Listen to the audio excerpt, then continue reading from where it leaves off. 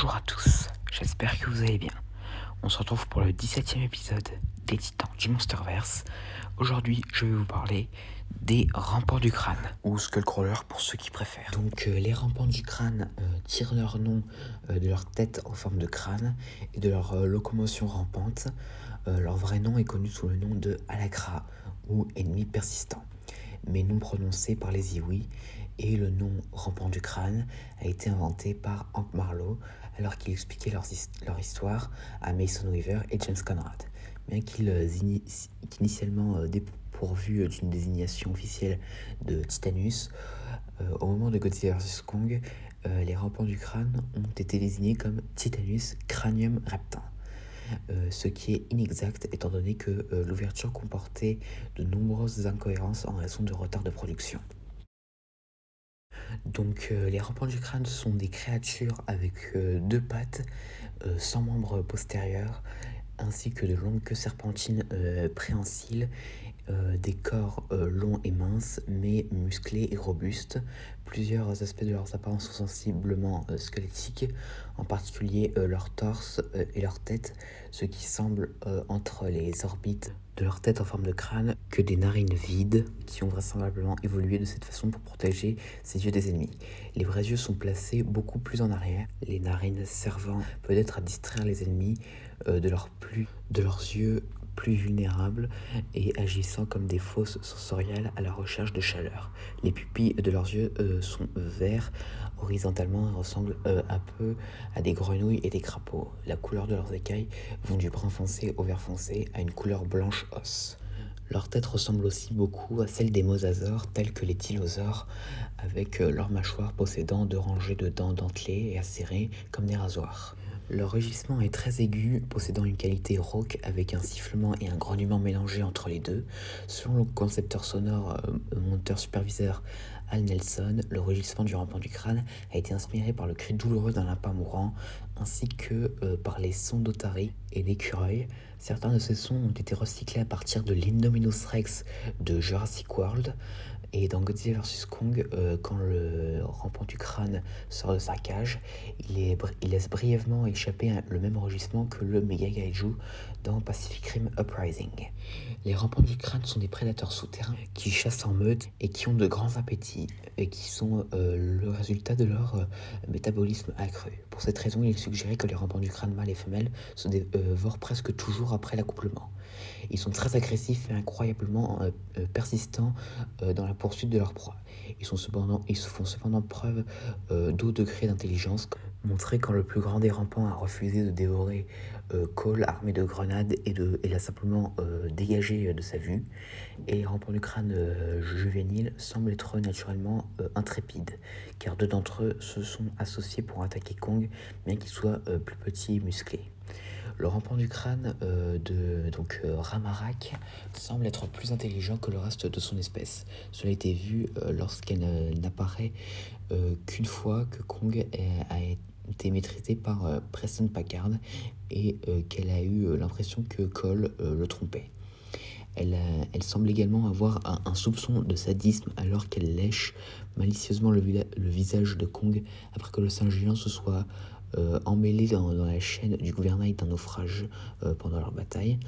Il a également été démontré que ce rampant du crâne avait un profond désir de tuer et de manger des humains, ce qui a été montré à plusieurs reprises lorsqu'elle a détourné son attention de Kong vers James Conrad et Mason Weaver, ce qui implique qu'elle avait un sens de la méchanceté et de la cruauté. Cela pourrait également laisser entendre que toute l'espèce des rampants du crâne est malveillante. Donc les rampants du crâne sont une espèce de super prédateur originaire de la Terre creuse avant d'envahir Skull Island, faisant évoluer le rôle de prédateur au sommet en concurrence directe avec les espèces géantes ressemblant à des singes qui l'habitent également, donc l'espèce de Kong. Et dans la novélisation de Godzilla vs Kong, il est expliqué que les rampants du crâne ont évolué à partir d'une lignée de reptilomorphes basaux non amniotes. Dans les temps anciens, les rampants du crâne ont tenté d'envahir Skull Island et ont déclaré la guerre aux ancêtres de Kong. Lorsque les Iwis sont arrivés pour la première fois sur l'île, les rampants avaient déjà éliminé tous les singes sauf deux d'entre eux, les parents de Kong. Un jour, une meute de rampants a essayé de tuer la mère de Kong alors qu'elle était en train d'accoucher, mais le père les a tenus à distance après la naissance de Kong. Sa mère l'a caché dans une grotte et l'a scellé avec des pierres avant de se précipiter pour aider son compagnon, mais les rampants du crâne les ont tous les deux tués. À un certain moment, entre les années 40 et les années 70, un des rampants du crâne a rencontré Hank Marlowe, un soldat américain pendant la Deuxième Guerre mondiale, et Ikari, un soldat japonais, et ce rampant a dévoré Ikari. En 1973, les rampants du crâne sont réveillés par des bombes sismiques envoyées par Bill Randa afin de connaître la composition du sol de l'île. Un rampant du crâne juvénile est vu pour la première fois en train de manger les restes d'un scarebuffle mort. Plus tard, Kong rencontre ce rampant. Alors qu'il est sur le point de l'affronter, il est pris en embuscade par un autre par derrière. Et après une bataille rapide, Kong finit par les tuer tous les deux. Plus tard, un autre rampant juvénile dévora Jack Chapman après que ce dernier ait combattu une spore mantis. Plus tard, ce rampant se dirige vers le cimetière des parents de Kong, où il y vomit les restes de Chapman. Et lorsque Bill Randa a tenté de faire fonctionner sa caméra, il est dévoré par le rampant qui a ensuite tenté d'attaquer le groupe, mais la caméra de Randa a commencé à clignoter à l'intérieur du prédateur, ce qui a commencé à aggraver le monstre. Et après une confrontation, le rampant se fait tuer quand Mason Weaver provoque une explosion avec le briquet de James Comrade. Plus tard, Ramarak, le plus grand des rampants, apparaît après que Packard ait tenté de tuer Kong. Après que Kong ait tué Packard, ce dernier engage immédiatement Ramarak, mais Ramarak le maîtrise mais finit par détourner son attention vers les humains. Plus tard, elle tue Cole qui essayait de l'exploser avec des grenades, mais Kong intervient et combat à nouveau Ramarak, et avec l'aide des humains, il réussit à vaincre Ramarak. Après l'expédition de Monarch en 1973, les rampants du crâne continuent d'habiter sur Skull Island, mais leur population est contrôlée par Kong, et aucun d'entre eux n'a pu atteindre la taille de Ramarak. En 2019, une horde de rampants du crâne est réveillée par l'appel de Ghidorah et tente de quitter Skull Island, mais Kong ne les laissa pas faire. Plus tard, en 2024, un rampant du crâne adulte nommé numéro 10 est retenu captif dans les quartiers d'Apex pour être utilisé comme sujet de test pour Mechagodzilla à tuer, ainsi que de nombreux œufs de rampants du crâne qui a été transporté de Pensacola en Floride à Hong Kong. La créature se libère de sa cellule de confinement et commence à courir après Madison Russell, Josh Valentine et Bernie Hayes qui avaient infiltré la base, mais Mechagodzilla l'attrape et le coupe en deux avec son créaproton. On ignore ce que sont devenus les autres rampants du crâne après que Mechagodzilla ait été possédé par Ghidorah et se soit échappé de l'installation d'Apex. Donc nous verrons si les rampants du crâne réapparaîtront dans Fils de Kong, soit dans la série Skull Island du Monsterverse, qui sortira sur Netflix cette année normalement. Donc maintenant passons aux capacités. Dans la novélisation de Kong Skull Island, on nous révèle que les rampants du crâne ont des branchies cachées sous leur cou, ce qui leur permet de respirer sous l'eau. Étant des créatures souterraines, ce sont des créatures qui sont capables de creuser des tunnels. Donc les rampants du crâne sont aussi très résistants car ils peuvent résister aux balles de fusil et à la chaleur fulgurante d'un lance-flamme. Ramarak a été étourdi que lorsque Kong lui a cogné la tête avec un rocher ou s'est fracassé le visage avec une branche d'arbre, tandis que le rampant du crâne qui a mangé Chapman et Randa pouvait résister au feu d'une mitraillette lourde.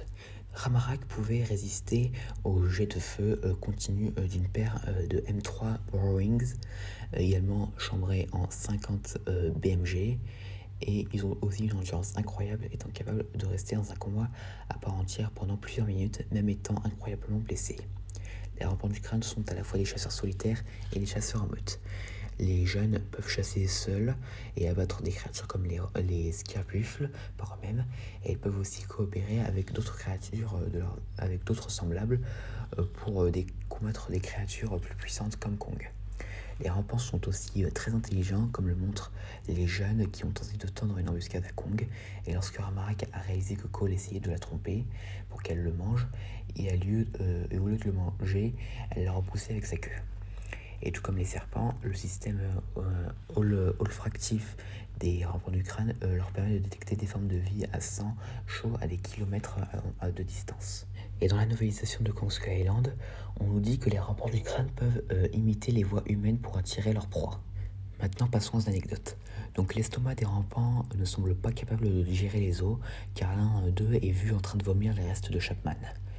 Donc, le design des rampants du crâne est inspiré par le lézard à deux pattes du film King Kong de 1933, ainsi que l'ange de l'épisode 1 d'Evangelion, le sans-visage du voyage de Chihiro, Cubone de Pokémon, et le Cyrex et le Cryptocleidus de la série Godzilla de 1998. Ramarak étant simplement surnommé le mastodonte ou le Big One en anglais, est probablement une référence à Jurassic Park dans lequel Robert Muldoon a donné le même titre au chef des Vélociraptors. Alors qu'on pensait que Ramarak était un mâle, il s'est révélé que c'était une femelle et la mère des rampants que Kong avait tué plus tôt et qui faisait la moitié de sa taille. Donc voilà, j'espère que cette vidéo vous aura plu. N'hésitez pas à me dire ça dans les commentaires et à la prochaine.